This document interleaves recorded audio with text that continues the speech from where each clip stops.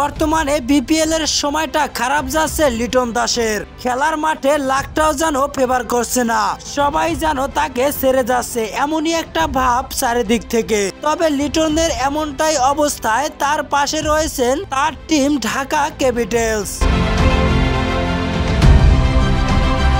তাই একখানা পোস্ট ফেসবুকে লিটন দাসের, সেটাই তার ফেসবুক আইডিতে শেয়ার করে জানিয়েছেন কৃতজ্ঞতা। লিটনের ব্যর্থতায় তাতেই গ্যালারি থেকে দূরধ্বনি শোনা। যদিও এর আগের ম্যাচে হাঁকিয়েছেন তিনি সেঞ্চুরি, তারপরও গ্যালারি থেকে দর্শকরা লিটনকে দিচ্ছেন এমন রিয়াকশন। তবে তার এই খারাপ সময় দল পাশে থেকে ঢাকা ক্যাপিটালস এর অফিসিয়াল ফেসবুকে পোস্টে যা লিখেছেন তা ওই একই কথা। আপনি হয়তো একটা ঝাপসা ভিডিওতে কাউকে দূরধ্বনি শুনতে দেখেছেন। আমরা দেখছি একজন জাতীয় নায়কের বিপিএল এর ইতিহাসে দ্রুততম শতক হাঁকিয়ে রেকর্ড গড়া, পার্টনারশিপের অংশ হয়ে ওঠা।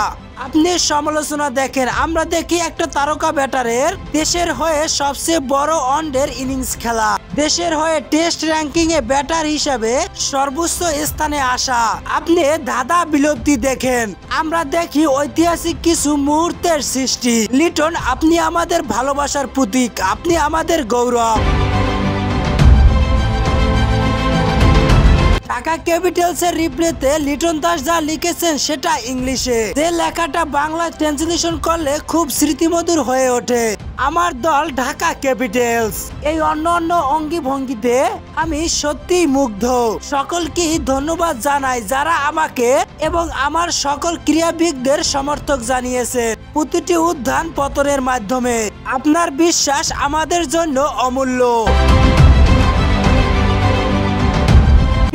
একটা প্লেয়ারের এই দুঃসময় তার দল তার পাশে রয়েছে। বাংলাদেশ ফ্রেঞ্চ আইজিতে এই প্রথমবারের মতোই দেখা গিয়েছে, আর সেটাই শেয়ার করে এই খেলোয়াড় কৃতজ্ঞতা জানিয়েছেন। ক্রিকেটার এবং ক্রিকেট দলের এমন মিলবন্ধন আলাদা কিছুই তুলে ধরে, আর সমর্থকরা এটাই পছন্দ করেন। যেটা কাম্য না সেটাই শুধু দর্শকরা গ্যালারি থেকে বলে বেড়ায়, কটু কথা বলে ক্রিকেটারকে হেয় করা। তবে বিপিএল এ এরকমের দল প্লেয়ারের পাশে থাকা এটা ভালো কিছুরই আভাস দিচ্ছে। এত কিছুর পরও লিটন দাস সামনের ম্যাচে হয়তো ভিন্ন রূপে ফিরে আসতে পারেন খেলার মাঠে। 20 জানুয়ারি ঢাকা ক্যাপিটালস মুখোমুখি হবে সিলেট স্ট্রাইকারের সাথে।